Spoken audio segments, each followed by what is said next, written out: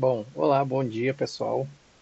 Nós estamos aqui mais uma vez retomando, o nosso conteúdo do sétimo ano, que passamos aí, no início sobre as questões, do espaço urbano, o espaço também rural, aquele que, foi o início aí, dos setores, inclusive da economia, e justamente sobre esses setores da economia.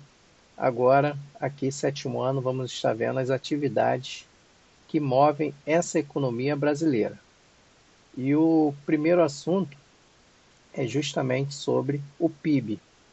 E aí, o que vem significar essa sigla PIB, que é Produto Interno Bruto, que ele nada mais nada menos que é todo o valor de bens e de serviços, que a riqueza que é produzida pela indústria, pelo extrativismo, pela agropecuária, pelo comércio, pelos serviços, pelo transporte, pela comunicação dentro do nosso território, do nosso país.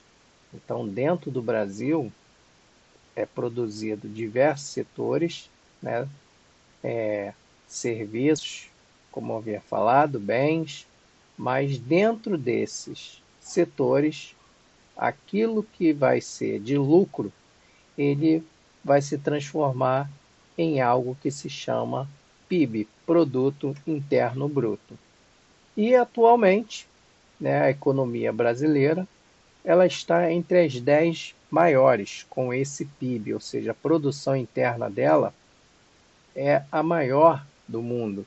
Mas não confundam uma coisa com a outra. Mas porque pode surgir a pergunta, professor, mas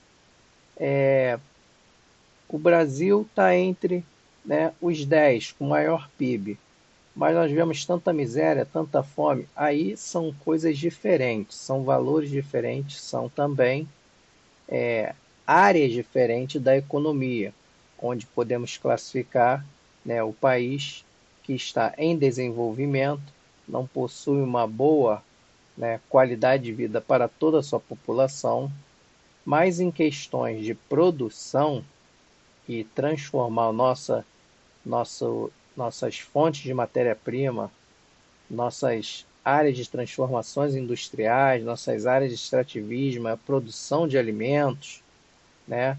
O nosso comércio, quanto que vendemos, isso sim é PIB. Tá? E nesses setores nós temos aí um destaque entre os 10 países que estão nesse ranking. E aí, mesmo estando entre esses 10 países, o Brasil ainda, ele não, ele está muito distante ainda de uma realidade de estar entre os países mais ricos do mundo, como eu havia falado. Existe, os países que possuem aí, uma industrialização muito forte no mundo inteiro, são altamente competitivos, possuem uma riqueza muito maior, mas, porém, né, o bem-estar social de toda a população desses países é muito diferente do país que nós vivemos. Então, aqui falta ainda um desenvolvimento e uma igualdade social. Vocês já ouviram falar muito sobre esse assunto, que é desigualdade social, que é a diferença entre ricos e pobres. Então, para acabar isso, teria que ter uma igualdade social maior e assim aumentar o padrão e o nível da população. Nos últimos anos, as exportações brasileiras ela vem sendo bastante diversificada em diversos setores, como podemos até observar aqui no livro, e destacamos aqui alguns setores como metalúrgico, de açúcar, suco de laranja, óleos de vegetais, entre outros. Então, o Brasil também acabou comercializando uma grande quantidade de aviões produzidos aqui no próprio país, conforme mostra nessa foto, nessa imagem aqui da página 21. Podemos destacar, conforme o processo de urbanização ele vai avançando ao longo do tempo, cresce o setor terciário da economia, né, que ele corresponde ao comércio, prestação de serviço, comunicação, saúde, área financeira. Em nosso país, 68% do PIB é composto pelo setor de serviços, que também é o que mais gera empregos. Então, é uma área que no mundo inteiro, não só no Brasil, é o setor da economia que mais cresce, que está ligado ao setor, às atividades do setor terciário. Então, são elas responsáveis pela maior porcentagem do PIB. E aqui nós temos uma tabela mostrando aí os principais produtos, né, o setor pelo qual ele atua e algumas características dele, como a soja, né, na agricultura, que é o segundo maior produtor mundial, né, desse gênero aqui agrícola, né, entre outras características como o etanol, né, como exportador de carne bovina, então setor de energia, indústria, então existe aí, né, diversas áreas do Brasil que se destacam a nível mundial. Eis o porquê o nosso PIB está entre esses competitivos do mundo. Nós temos um setor, da nossa agricultura e da pecuária, né, que gera cerca aí de 10 milhões de empregos diretos, ou seja, é uma grande força nesse cenário de mercado de trabalho, né, tanto na área da produção de alimentos como na criação de animais, produção de animais, né, que gera aí uma grande parte da nossa, ou seja, cerca de 5% da riqueza gerada no país vem desses dois setores aí, dessas duas áreas aí do setor primário. Neste mapa podemos observar a diversidade da pecuária e da agricultura brasileira, né, que ela se destaca em pecuária intensiva, extensiva, né, e policultura, ou seja, é feito de uma forma mecanizada, é feito de uma forma tradicional e também é feito de cultivar apenas um gênero agrícola para servir, né, como um produto de grande força para ser vendido no mercado externo. Então existe aí, né, nós somos aí grandes produtores da agropecuária aí a nível mundial. Alguns desses setores alguns produtos dessa tabela aqui, que é de 2015, né, já mudaram, né, a posição, mas não mudou muito. Quando caiu de primeiro foi para segundo lugar e assim sucessivamente. Mas estamos em primeiro, segundo, terceiro, quarto ou quinto lugar em grande porcentagem dos nossos cultivos e nossos tipos de produtos que são sendo elaborados aqui no nosso país. Então nós temos aí como café, né, nessa tabela de 2015, éramos a nível mundial, quantidade gigantesca em toneladas, né, e ainda mais na posição mundial como sendo primeiro produtor em 2015, cana-de-açúcar, né, terceiro lugar no feijão, na soja, segundo, né, que já passamos aqui pelo milho, laranja, e assim foi. E também na área da agropecuária como aves, bovinos, suínos, ou seja, existe aí um grande potencial nosso em fornecer a nível mundial esses tipos de tanto de gêneros agrícolas como animais. Segundo o IBGE, né, nós temos aí cerca de 26% de toda a riqueza gerada no nosso país, ele vem da produção industrial. Então nós temos atualmente um forte, né,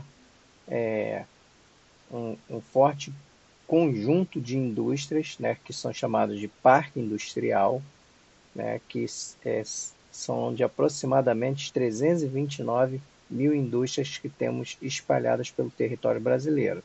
Aqui nesse mapa, né, ele vai mostrar para a gente aí, né, as indústrias de bens de produção de base, indústrias de bens de consumo duráveis, indústrias de bens de consumo não duráveis, que estão principalmente concentradas ao litoral do nosso país e, com mais precisão, na região como divisão geoeconômica, na região centro-sul, ou na região dividida pelo IBGE como região Sudeste e Sul, onde concentra o maior poder industrial do país.